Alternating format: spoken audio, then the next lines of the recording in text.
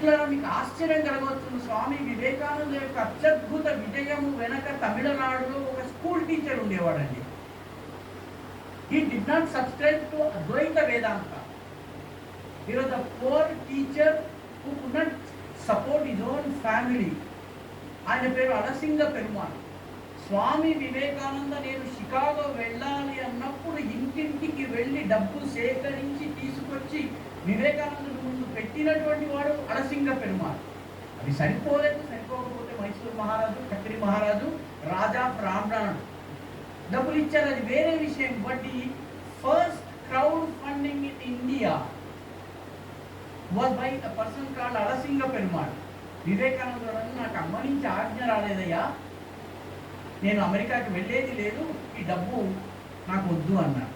అలసింగ పెరుమాళ్ ఇంటింటికి వెళ్ళి ఎవరెవరు ఎంతెంత డబ్బు ఇచ్చారు అంతంత డబ్బు తిరిగి ఇచ్చాడండి. He did it twice.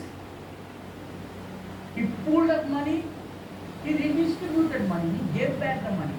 అలసింగ Perumal లాగా స్వయం సేవకులు పనిచేశారు కాబట్టి రాష్ట్రీయ స్వయం సేవక సంఘం విజయం సాధించింది. అలసింగ పెరుమాళ్ లాగా స్వయం సేవకులు పనిచేశారు. అందుకనే స్వయం సేవకి ఐడియాలజీకి wedded, he was wedded to this ideology. హిందీలో ఒక సుప్రసిద్ధ భజన ఉందండి. ఆ భజనలో చెప్తారనమాట, జబ్ మే థా తబ్ హరి నహి.